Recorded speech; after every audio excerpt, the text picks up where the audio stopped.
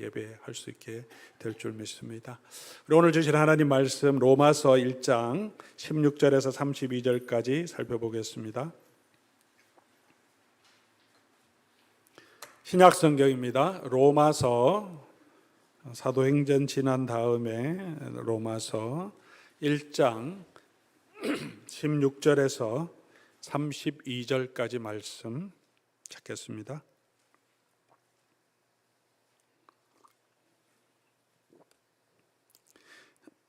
찾으신 줄 알고 제가 하나님 말씀 받들어 읽겠습니다. 내가 복음을 부끄러워하지 아니하노니 이 복음은 모든 믿는 자에게 구원을 주시는 하나님의 능력이 됨이라. 먼저는 유대인에게요 그리고 헬라인에게로다. 복음에는 하나님의 의가 나타나서 믿음으로 믿음에 이르게 하나니 기록된 바 오직 의인은 믿음으로 말미암아 살리라 함과 같으니라.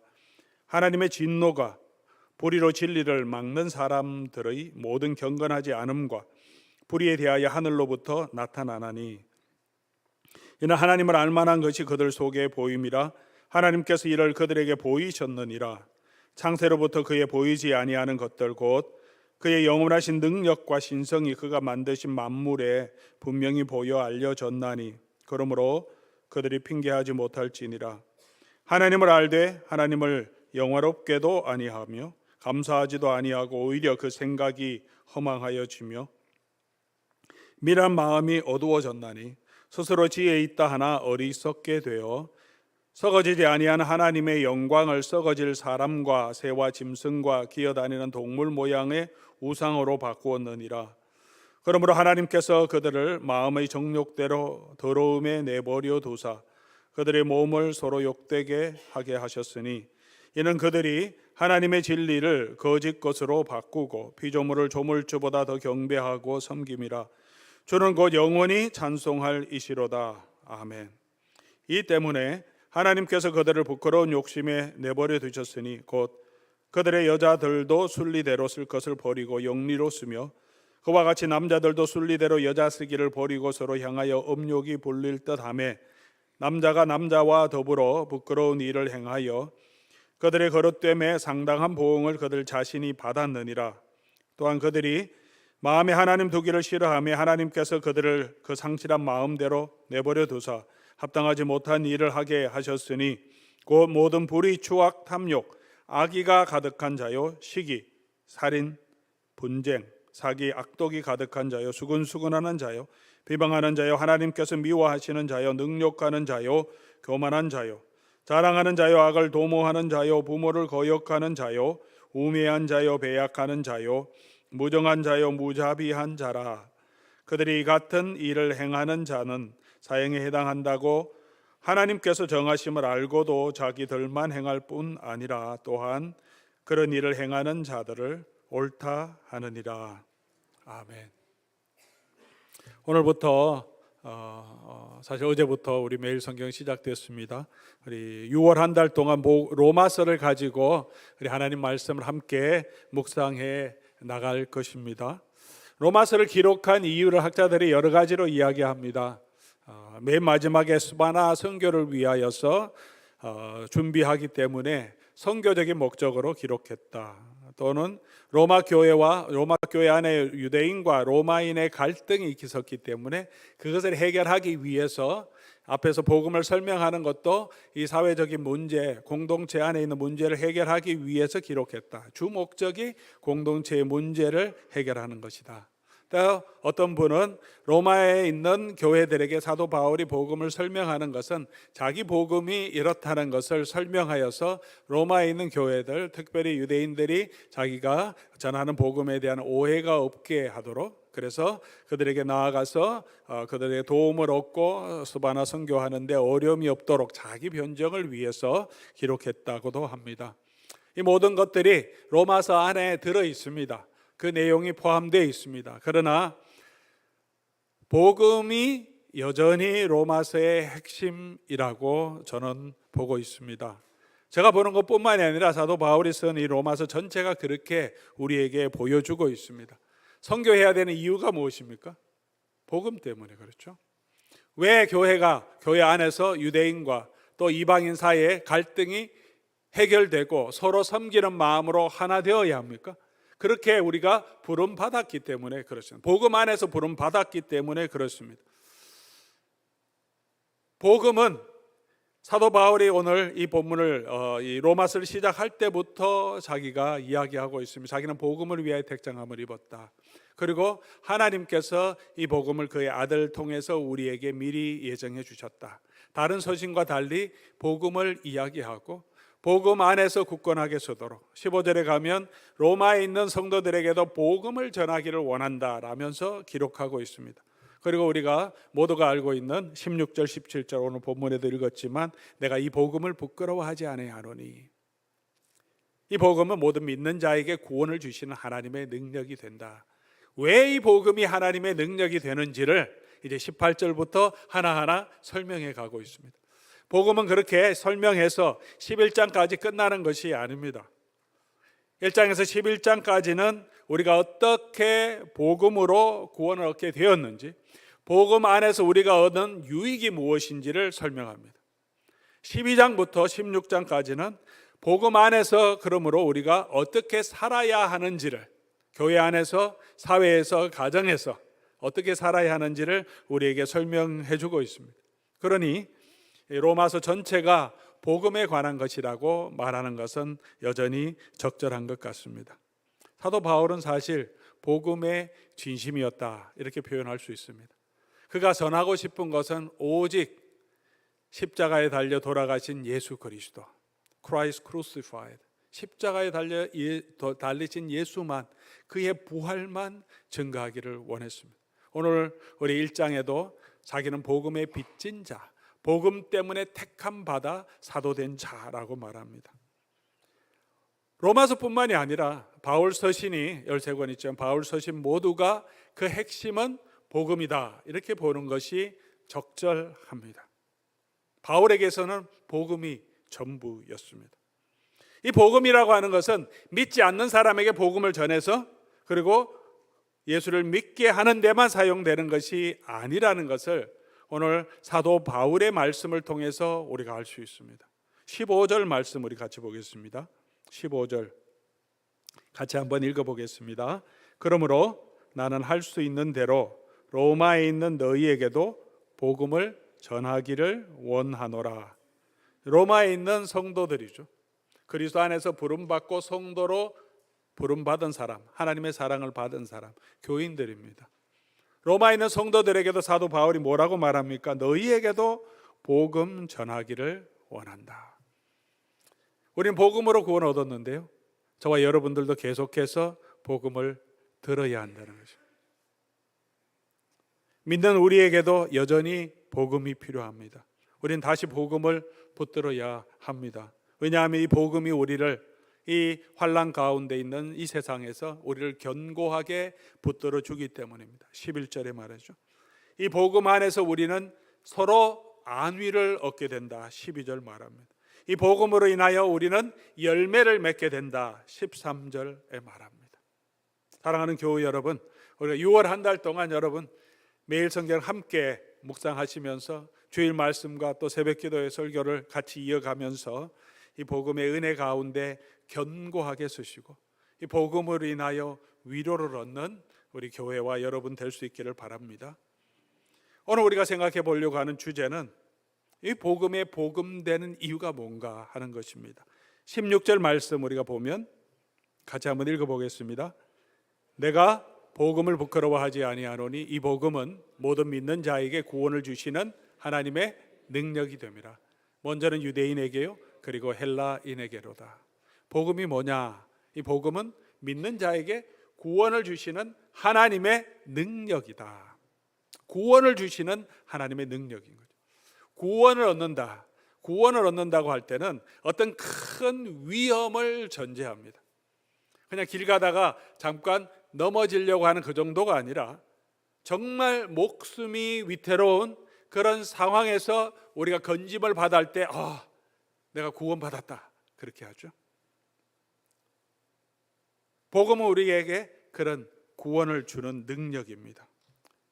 우리가 어떤 큰 위험에 있었는지를 알아야 우리가 복음을 우리가 사모하고 복음의 구원을 요청할 것이고, 또 우리가 어떤 영적인 상태에서 구원을 얻었는지를 우리가 더 알아가야 하나님께서 우리를 구원하시는 구원의 은혜 가운데 우리가 설 수 있습니다. 오늘 이 사도 바울은 저와 여러분이 어떤 영적인 상태에 있었는지, 그리스도 밖에 있는 모든 이 땅에 있는 인류가 어떤 영적인 상태에 있었는지를 우리에게 말해주고 있습니다. 18절 말씀이죠. 하나님의 진노가 불의로 진리를 막는 사람들의 모든 경건하지 않음과 불의에 대해서 하늘로부터 나타나셨다. 하나님의 불의가 나타났다. 아니, 하나님의 진노가 불의를 행하는 불경건한 사람들에게 나타났다. 2장 5절에 우리가 읽지는 않았지만 계속해서 바울이 말하기를, 다만 그 고집과 회개하지 아니하는 마음을 따라 진노의 날, 곧 하나님의 의로우신 심판이 나타나는 그날에 임할 진노를 너희가 찾는다. 사람들이 어떤 상태에 있습니까? 하나님의 진노 아래에 있다는 거죠. 두려운 말이죠. 인간적으로 사람과의 관계가 상하는 것도 참 힘든 것이죠. 마음이 아픈 거죠. 경제적 어려움도, 질병도 참 우리에게 힘든 일입니다. 그러나 더 심각한 문제는 하나님의 진노 아래에 있는 영적인 상태입니다. 오늘 바울은 그 이야기를 하고 있습니다. 왜 사람들이, 예수를 믿지 않는 사람들이 하나님의 진노 아래에 있는가? 이 말씀을 드릴 텐데, 혹시 이 말씀이 믿기지 않는 분이 계시더라도 오늘 성경이 무엇을 말하고 있는지를 먼저 들어보시면 좋겠습니다. 그리고 성경은 이렇게 주장하는구나, 이렇게 말하고 있구나, 사도 바울은 그렇게 이해하시고 그 후에 확실하게 이해하신 다음에 그게 동의되는지 안 동의되는지 듣기 전에 뭐 이거는 성경만 얘기하는 거지 사실이 아니야, 이렇게 생각하지 마시고 하나님이 성경을 통해서 무엇을 얘기하시는지 먼저 무엇을 얘기하시는지 듣는데 집중해 보시고 그 이후에 판단해 보시기 바랍니다. 성경은, 오늘 사도 바울은 사람들이 어떤 영적인 상태에 있었다고 말합니까? 진노 아래에 있었는데 왜 진노 아래에 있습니까? 첫 번째, 오늘 19절부터 20절, 21절, 22절 쭉 가면서 가장 먼저 말하는 게, 하나님을 알만한 것이 하나님 만드신 창조물에 나타났는데 그 하나님을 하나님으로 인정하지 않고 예배하지 않는다는 거죠. 오늘 이 땅에 있는 사람들이 그런 삶을 살아가고 있죠. 19절, 하나님을 알만한 것이 그 속에 분명히 보였다. 20절에서 창세로부터 그의 보이지 않는 것들 곧 영원하신 능력과 신성이, 어떻게 구원 얻는지 자연을 통해서 우리가 볼 수는 없지만 자연을 통해서 볼 수 있는 것은 하나님의 능력과 신성은 볼 수 있다는, 분명히 나타났다. 그런데 인정하지 않습니다. 제가 가지고 있는 것이 선전하는 것은 아닙니다만 아주 옛날 모델인 이 아이패드죠. 아이패드인데, 또 여러분 핸드폰도 가지고 있는데 삼성 아마 최신 폴더블 핸드폰이 있는 분도 계실 겁니다. 이런 기계를 보면서 이거 우연하게 생겼구나 이렇게 생각하는 사람은 아무도 없을 것입니다. 기계는 이거 누가 만들었구나 하죠. 이게 그냥 생길 수가 없지 않습니까? 삼성 핸드폰을 보고 뭐 아이폰을 들고 있으면서 오랜 시간이 지나면 그냥 고철들이 모여서 이런 기계가 되겠다 그렇게 생각하는 사람은 없습니다. 왜냐하면 디자인이 있으니까, 조직적으로 전개되어 있고 기능에 따라서 움직임이 있습니다. 그냥 될 수 있는 게 아니라는 거죠. 하나님 만드신 세상이 그렇습니다. 우주의 질서가 있고 생명체에도 질서가 있습니다. 한 사람을 얘기하기 전에 세포 하나, 우리 몸에 수많은 세포가 있죠. 세포 하나만 연구하더라도, 세포의 조직 하나, 세포가 어떻게 움직이는지, 그 세포 안에 있는 DNA가 어떻게 작용하는지, 세포가 어떻게 생성되고 어떻게 세포 안에 다른 이물질이 들어올 때 어떻게 공격하고 어떻게 다시 재생산하고 어떻게 죽어가는지, 세포 하나의 생명체의 세포 하나만 움직이는 것만 살펴보더라도 삼성 핸드폰 최신 버전보다 더 복잡하게, 더 조화롭게 움직이고 있습니다. 그렇게 움직이는 이 세포 하나가 수십만 개, 수억 개가 모여서 한 생명체가 되고, 사람이 움직이고 동물이 움직이고 이 우주가 움직여가고 있습니다. 우주를 코스모스라고 말하는데, 코스모스라는 헬라어 단어는 질서라는 뜻입니다. 옛날부터 천체 관측하고 옛날 사람들도 천문학적인 지식이 굉장히 있었다는 것을 우리가 알 수 있습니다.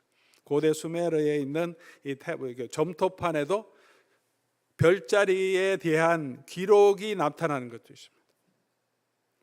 우주가 그렇게 질서 있게 움직인다는 것은 그대로부터 다 알았습니다. 그런데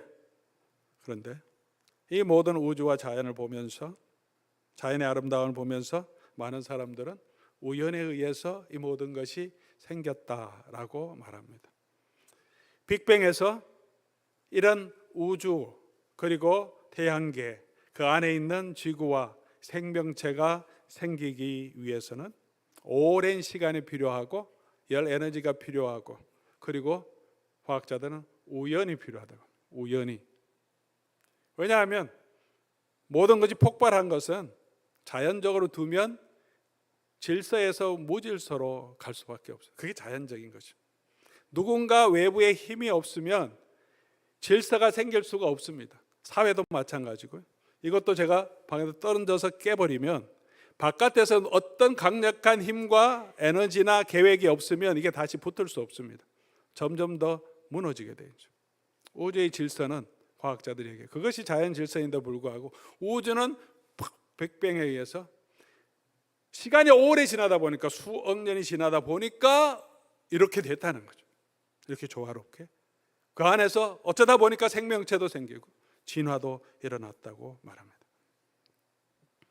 고물상이 폭파해서 우주선이 만들어지게 되는 것이 수억 년이 지나면 그렇게 된다고 주장하는 것과 비슷한 주장인 거죠. 제가 과학을 지금 부정하려고 드리는 말씀이 아닙니다. 과학은 과학대로 아주 유용한 것입니다. 과학의 사실을 다 부정해서는 안 됩니다. 제가 말씀드리려고 하는 것은, 과학은 과학의 영역이 있습니다. 과학은 과학을 할 때부터 기본 전제라는 것입니다. 과학에 신을 끌어들이지 마라. 과학은 사람이 관찰하고 경험하고 실험하고 발견할 수 있는 그 내용만 다룬다. 그게 과학이에요. 실험하고 예측할 수 있는, 하나님의 존재를 빼고 자연이 어떻게 생겼을까 상상해 볼 수 있는 최대의 인간의 과학적인 합리적인 게 이제 진화론이라는 거죠. 그런데 그게 모든 과학자들이 다 동의하는 건 아니지만, 그래도 합리적으로 과학적으로 신을 빼놓고, 신이 없다면 어떻게 설명할 수 있겠습니까? 그렇게 설명될 수밖에 없다는 거죠. 그런데 우리 문제는 뭐냐, 또 과학자들의 문제는 뭐냐 하면, 그런 전제 위에서 과학이 모두 이루어집니다. 그런 전제를 가지고 모든 것을 연구해서 결과가 나오면 그 결과가 신이 있습니다 없습니다 얘기할 수 있겠습니까? 시작 때부터 신은 다 배제하고 그냥 인간의 경험으로 측정 가능한 것만 했다고, 그렇게 시작했고 그렇게 결론을 내는 것입니다. 그런 과학자들이 신이 있다 없다고 주장하는 것은 자기 영역을 넘어서는 일이죠. 철학과 신학의 영역으로 들어오는 것이죠. 과학자는 아닌데, 그런 과학의 결과를 보면서 과학이 이렇게 말했으니까 자연은 진화하게 해서 모든 것이 생긴 거야, 신은 없어, 이렇게 주장하는 것은 과학의 전제 자체를 이해하지 못하는 우리 사람의 생각인 거죠. 논리적인 오류인 거죠. 과학 자체는 원래 신을 배제하고 일한 것입니다. 잘했다 잘못했다 판단하기 전에 과학은 그런 것입니다. 과학을 통해서 신이 없다고 주장하려고 하는 사람도 무신론자도 잘못인데, 또 그냥 이 과학을 통해서 신을 증명하려고 하는 것도 또 잘못된 것이죠. 논리적인 오류가 있어요. 과학은 그냥 과학을 하면 되는 거예요. 그 위에 있는 영역은 사람이 가지고 하나님이 우리에게 주신 영으로, 하나님의 계시로 우리가 더 큰 존재에 대한 이해를 가지게 되는 거죠. 그럼에도 불구하고 많은 사람들은 이 세상에 나타난 이 하나님의 손길을 부정합니다. 다른 측면에서 우리에게 낳아주신 부모가 있는데, 우리 여러분도 다 부모를 통해서 우리가 태어났지 않습니까? 그런데 그 부모를 인정하지 않고 자기가 혼자 난 것처럼, 혼자 자란 것처럼, 혼자 성장한 것처럼 생각하고 부모를 공경하고 마땅히 드려야 될 공경을 하지 않는다면 우리 그런 사람은 어떻게 생각합니까? 사회적으로 아무리 잘 나가고 좋은 직장을 가지고 다른 사람에게 존경을 받는다고 하더라도 우리가 뭐라고 생각합니까? 저놈은 무슨 자식이다, 뭐 이렇게 생각하죠. 부모를 인정하지 않으니까. 다른 사람이 다 인정해 주더라도 부모에게는 이 사람은 어떤 사람입니까? 계속 마음을 아프게 하는 자죠. 부모의 존재를, 부모를 부모로 인정하지 않으면, 하나님이 우리를 창조하셨는데 이 사람이, 지음받은 사람이 하나님이 어떤 은혜로 우리에게 베풀어 주셨는데 그 하나님을 인정하지 않고 인간이 마치 자기 삶의 주권을 가지고 있는 것처럼 사는 것은, 그가 잘하든 못하든 그 하나님 앞에는 계속된 반역이라는 것이죠. 하나님 마음을 아프게 하는 사실이라는 것입니다. 그것이 인간의 모습이라는 것입니다. 그런데 그것이 아니라, 그것만이 아니라 오늘은 더 사도 바울은 이야기합니다. 이 피조 세계를 보면서 하나님 분명히 나타나는 걸 보면서도 인정하지 않는 것뿐만이 아니라 하나님 안 섬기는 건 오케이, 그것이 아니라 하나님 만드신 피조물을 하나님으로 섬긴다는 거죠. 얼마나 속상한 일입니까? 아니, 내가 낳아서 키워줬는데 이 자식이 옆집 아저씨가 훨씬 돈 많다고 옆집 아저씨를 아버지라고 부르면 제 마음이 얼마나 속상하겠습니까? 근데 옆집 아저씨도 아니고 돈 많은 아저씨면 야 그래도 가서 돈 벌어서 그 아저씨 덕에 잘 대학도 가고 해라, 그렇게 할 수 있겠는데 옆집에 있는 강아지를 섬긴다면 얼마나 어리석은 일입니까? 하나님 모든 것을 만들어 주시고 사람이 만물의 영장으로 세워주셨는데 하나님을 안 섬기는 것은 괜찮은데 하나님 만드는 자연 만물을 보고 그것을 신으로 숭배하는 것이 사람의 모습이죠. 해를 섬기고 달을 섬기고 별을 섬기고 바다를 섬기고 천둥 번개를 신으로 만들어 놓고 그것을 넘어서서 동물을, 오늘도 이제 버러지 형상을 만들어 놓고 독수리를, 송아지를 만들어 놓고 뱀의 형상, 코브라의 형상을 만들어 놓고 그것을 신이라고 숭배하고 있고, 어떤 때는 그저 진짜 버러지 형상, 개구리 같은 것도 만들어 놓고 신이라고 섬기고 있는. 더 큰 문제는 이런 신 넘어서서 우리는 물질을, 돈을 숭배하며 살아가고 있는 인생들이라는 거죠. 그것이 있으면 모든 것을 할 수 있는 것 같고 돈이 있으면 내가 행복할 것처럼 그렇게 살아가고 있는 인생이다. 그래서 신화에 미다스의 손이라는 것이 있습니다. 미다스의 황금손. 미다스라는 왕이 욕심 많은 왕인데 재산도 많은데 어쩌다 신을 도와줬어요. 그래서 신이 너희 축복해 줘서 뭐 선물을 주려고 하는데 이 사람이 자기가 만지는 모든 것이 황금이 되게 해달라, 뭐 그렇게 요구했습니다. 그래서 신이 그렇게 신이 경고했죠. 그럼 큰일 난다. 근데 그렇게 해주면 좋겠다. 들어줬더니 어떻게 됩니까? 만지는 게 다 금이 되는 거예요. 이걸 만졌더니 이 사기 그릇이 금이 돼요. 얼마나 놀라운 거입니까? 여러분 그런 능력이 있으면 좋겠습니까? 고생 안 해도 되고요. 만지면 이게 금이 되니까 팔아서 먹고 살 수 있는데, 근데 문제가 생기죠. 이 신화에 그렇게 얘기하죠. 음식을 잡았는데 음식이 다 금이 돼버리죠. 먹을 수가 없어요. 더 힘든 문제 이제 신화에 나오지만 사랑하는 딸이 달려왔는데 좋아서 안았더니 어떻게 됩니까? 딸도 금 동상이 돼버렸어요. 인생의 물질을 좋아하는 인생의 모습을 이렇게 신화를 통해서 보여주었다고 생각이 됩니다. 인간의 욕심이 그런 거죠. 우리가 그런 미다스 왕은 아니지만 우리의 마음과 우리의 행동은 이 땅에 살아가고 있는 사람들의 모습이 그런 삶을 살고 있지 않나요? 하나님, 창조주 하나님의 생명의 근원임에도 불구하고 이 땅에 있는 피조물들을 섬기고 동물들을 신으로 섬기고, 그렇지 않으면 이 땅에 있는 물질을 섬기면서 그것이 나를 행복해 줄 것처럼, 그렇지 않음에도 불구하고 그것이 옳다고 계속 주장하며 살아가는 모습이라고 말합니다. 마지막 자기 욕심대로 살아가면서 그것이 옳다고 주장하기 때문에 그렇습니다. 26절, 27절, 28절 넘어가면서 사도 바울은 사람들이 순리대로 하나님의 창조의 원리대로 성적인 관계를 누리지 않고 남자와 남자가, 여자가 여자가 성관계를 하는 동성애에 대한 이야기를 합니다.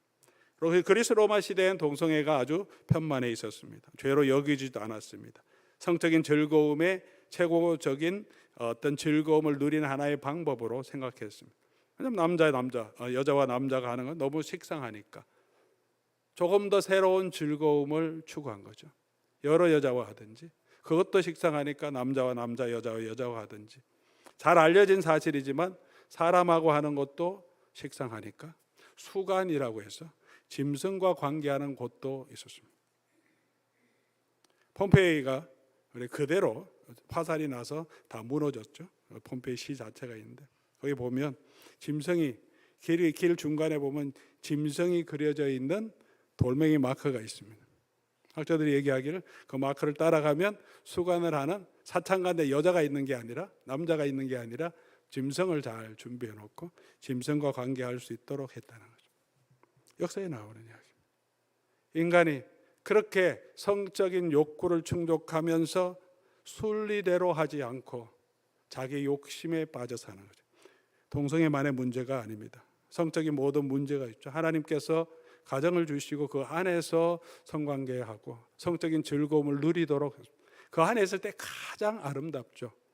성관계도 가장 기쁜 것이죠. 그러나 그것을 넘어서서 다른 즐거움을 하려고 우리가 온 불륜을 행하고, 그 일로 인하여서 우리가 얼마나 많은 어려움을 겪고 있습니까?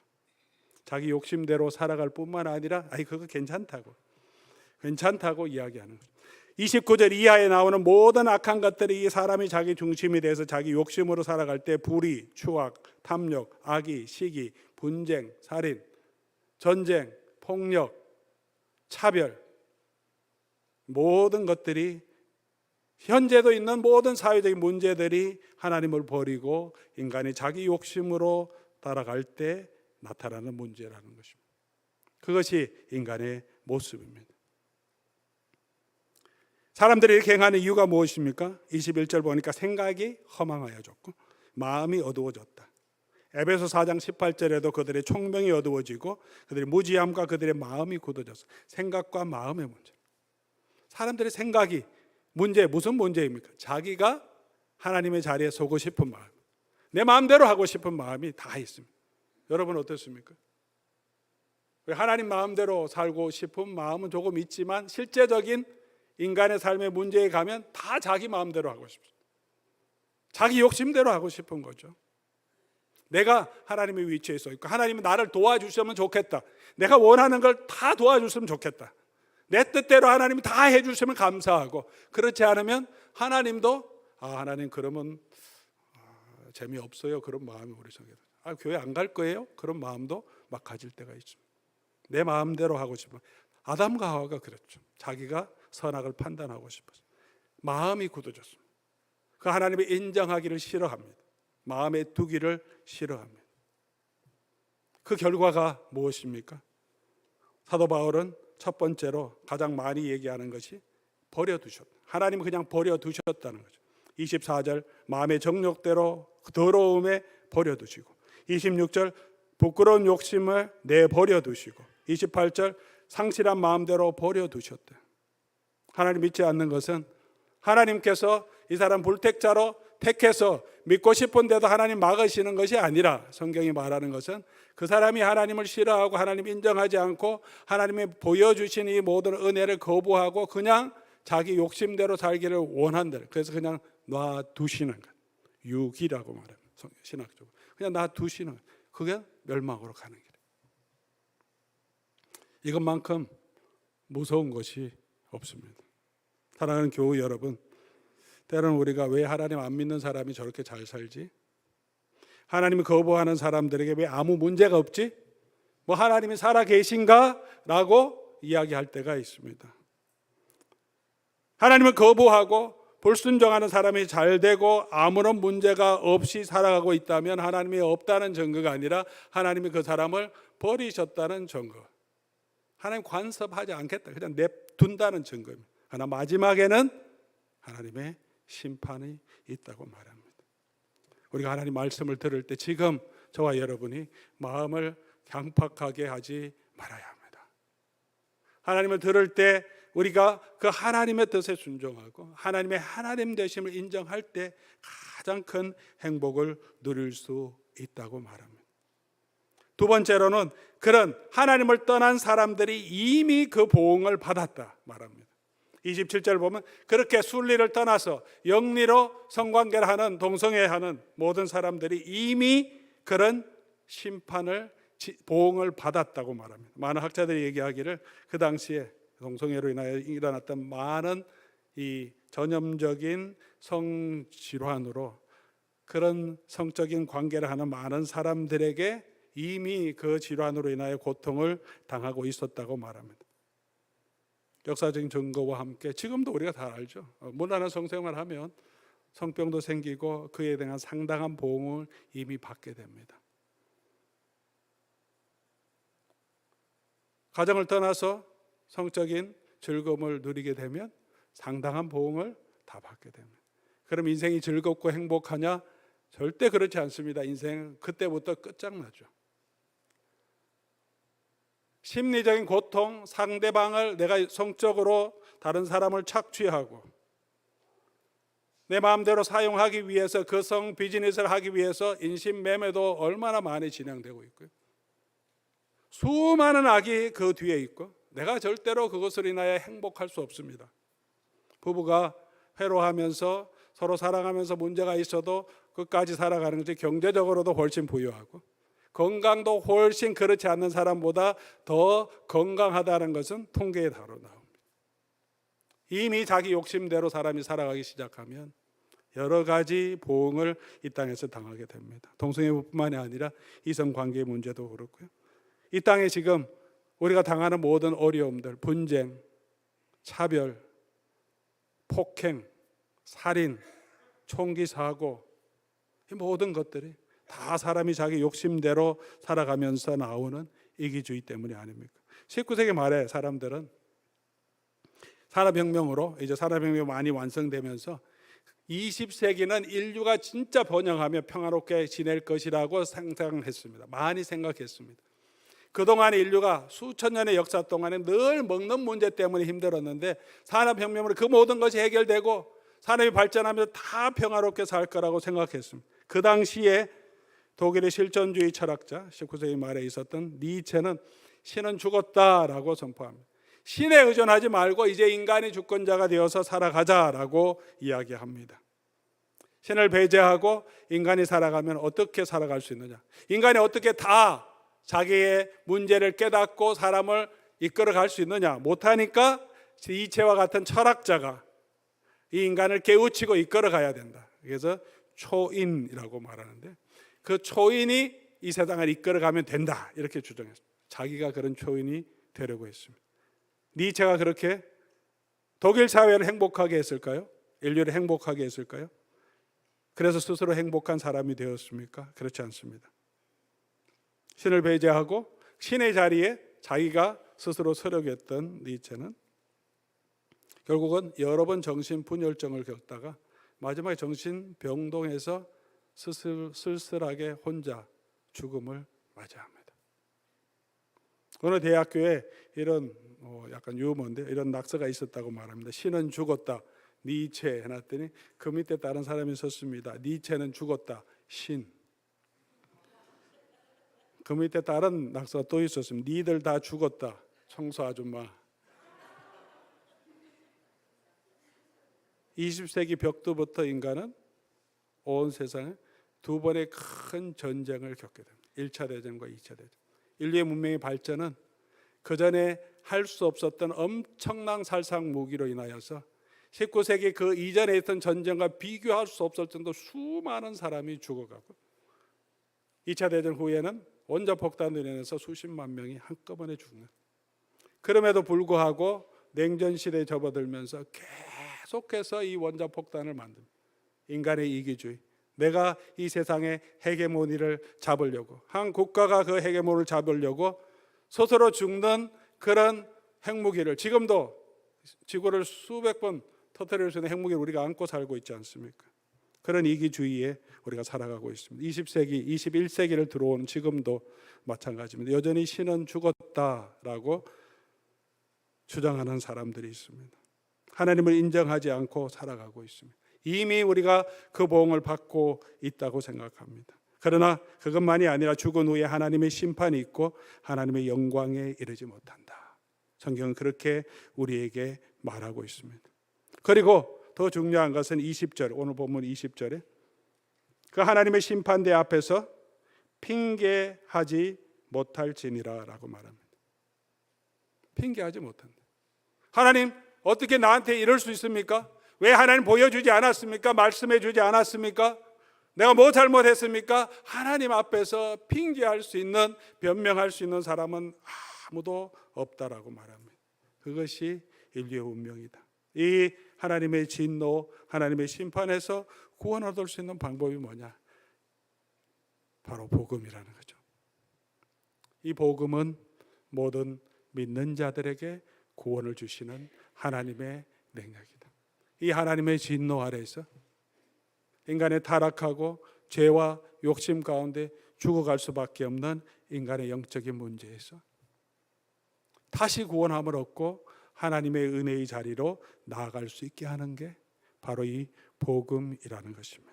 사랑하는 교우 여러분, 이 복음을 믿는 자들에게 구원을 주시는 하나님의 능력입니다. 이 복음을 믿고 하나님이 주시는 그 구원의 은혜를 누리는 저와 여러분 될 수 있기를 바랍니다. 이 복음 안에서 우리는 하나님의 놀라운 사랑을 경험하게 됩니다. 동시에 또 하나님의 공의도 우리가 경험하게 됩니다. 우리를 향해서 심판하셔야 될 그 진노를 하나님 반드시 심판하시는데 그 아들을 보내사, 우리가 아직 죄인 되었을 때 하나님께서 당신의 아들을 보내사 우리를 대신해서 십자가에 돌아가시게 하심으로, 하나님의 진노를 그 아들에게 쏟으심으로 저와 여러분을 의롭다 하시고 하나님의 자녀 삼아주시고 하나님의 아들과 함께 영원한 기업을 누리게 하셨습니다. 우리가 이 믿음으로 구원 얻는 것뿐만 아니라 성경은 계속해서 우리가 이 믿음 안에서 살아가야 한다고 말합니다. 오늘 17절에도 의인은 믿음으로 말미암아 살리라. 믿음에서 믿음으로 이른다.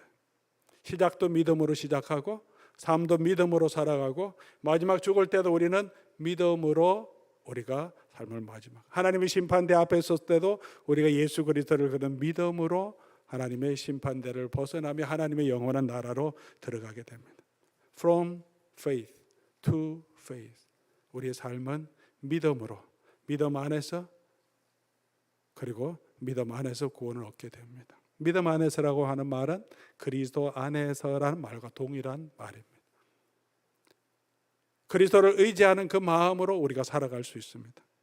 내가 이제 육체 가운데 사는 것은 나를 사랑하사 나를 위하여 자기 자신을 버리신 하나님의 아들을 믿는 믿음 안에 사는 것이라고 바울이 고백합니다. 우리가 예수를 믿은 후에는 우리가 이제 내 힘대로, 내 능력대로 내가 선을 행하면서 살아가는 것이 아니고 여전히 우리는 하나님의 아들을 믿는 이 믿음 안에서 살아가야 합니다. 여전히 부족한 저희들이 예수 그리스도의 은혜를 의지해야 되고 예수 그리스도의 능력을 받아야 되고 예수 그리스도의 인도하심을 받아야 되고 다시 예수 그리스도께서 주시는 그 위로와 그 중보 안에 우리가 있어야 합니다. 이것이 저와 여러분을 구원하는 것입니다. 이 십자가의 사랑이, 십자가의 능력이, 이 은혜가 저와 여러분을 구원하신 하나님의 능력입니다. 사랑하는 교우 여러분, 오늘 우리가 계속해서 다시 이 복음을 붙들고 살아가는 저와 여러분 될 수 있기를 바랍니다. 우리의 마음이, 생각이 어두워져서 그 하나님의 은혜와 사랑을 저버리고 내가 내 욕심대로 내 삶의 주권자가 되어서 하나님이 나의 필요를 채워주시는 그런 하나님으로 만들려고 하지 말고 그 하나님께 우리 자신을 드리고 하나님을 인정하며 하나님을 따라갈 때 하나님께서 우리의 삶에 풍성하게 하나님의 은혜를 부어 주실 것이고 또 영원한 하나님의 나라로 저와 여러분을 이끌어 가실 것입니다. 그런 복음의 사람이 되기를 주님의 이름으로 간절히 소원합니다. 오늘 말씀 생각하시면서 우리 함께 찬송하고 우리 함께 기도하는 시간 가지면 좋겠습니다. 십자가 그 사랑 멀리 떠나서 무너진 나의 삶 속에 잊혀진 주 은혜 돌 같은 내 마음 어루만지사 다시 일으켜 세우니 주 사랑합니다. 주 바라봅니다. 우리 다시 이 하나님의 은혜를 바라보고 주를 바라보게 해 주시옵소서 하는 마음으로 찬송과 또 기도를 드리겠습니다.